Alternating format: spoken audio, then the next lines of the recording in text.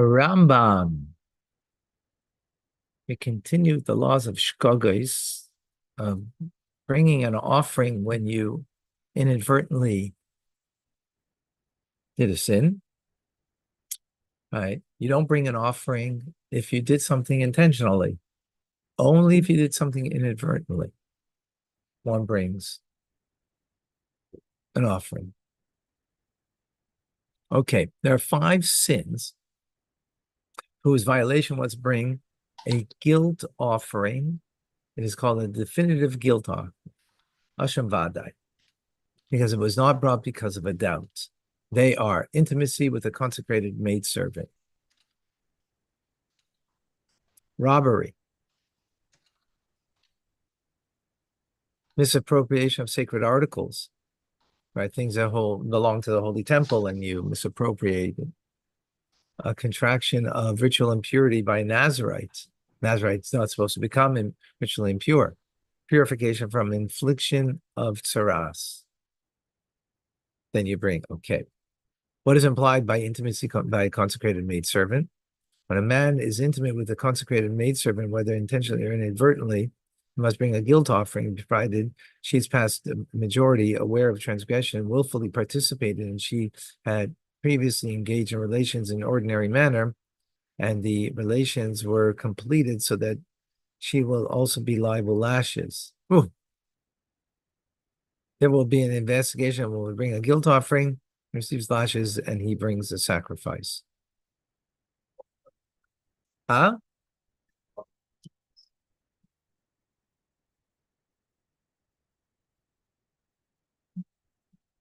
Um,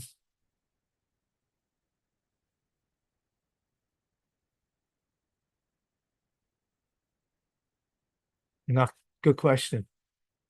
It's the woman, what's her name? Shlomi. She didn't know that the Egyptian man was sleeping with her. She thought it was her husband.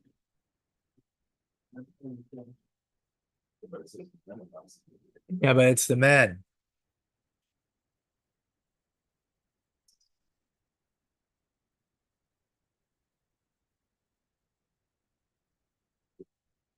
I'm not exactly certain. I don't know. Good question. Okay. According to the oral tradition, number 2, it was taught in a situation when she is liable for lashes, he is liable for sacrifice. When she is exempt from lashes, he is exempt from sacrifice. Okay. When a youth who is 9 years old is intimate with a consecrated maidservant, she is liable for lashes and he's obligated to bring sacrifice. It appears to me he does not bring sacrifice and he becomes of age and attains intellectual maturity because he's not obligated yet in mitzvahs, but yet there was a sin here. I'm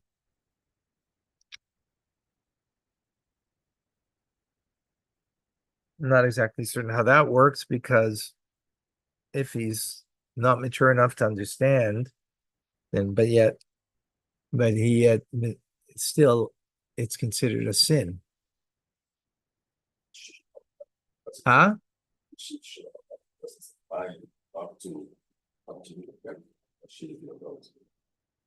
Yeah, but that we're speaking about him now, the 9-year-old, right? The 9 plus. That he has to bring a sacrifice.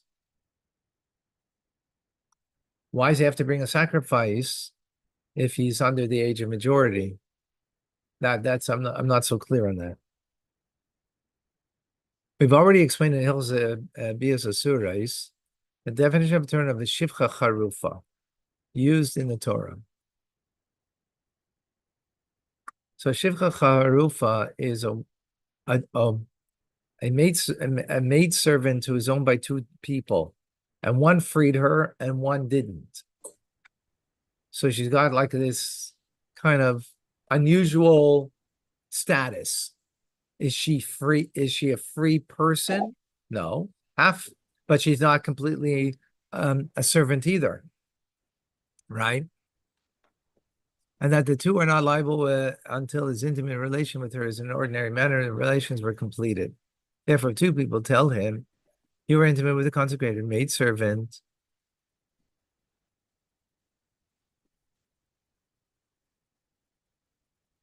Oh, the whole time we're speaking about that. Okay, Shivcha Charuf, okay.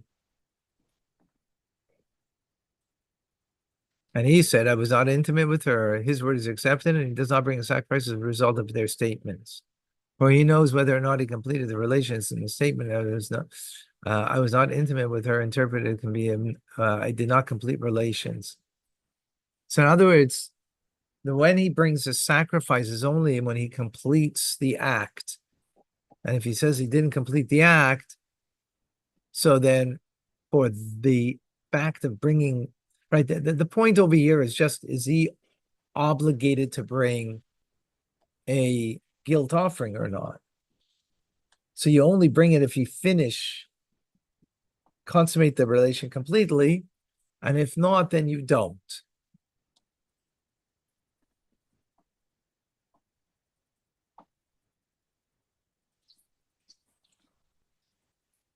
So although a man is intimate with a consecrated maidservant, the Shivcha Charufa, many times, he's only liable for one guilt offering. What does it imply? A man was intimate with the consecrated maidservant.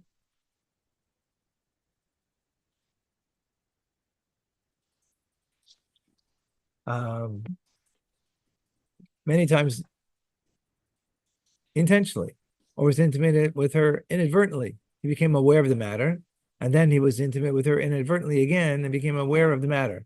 Even if the sequence occurred 100 times or 1,000 lapses of awareness, he is only liable one guilt offering. It atones for him for everything, for both his intentional and intentional transgressions with her. When does the above apply? When he was intimate with her only one consecrated maidservant. If was intimate with many consecrated maidservants, even if a lapse of awareness, he is liable a guilt offering for every consecrated maidservant. Okay. Unfortunately, I have to stop over here. I have an obligation. All right. Thank you, Abba. Thank you.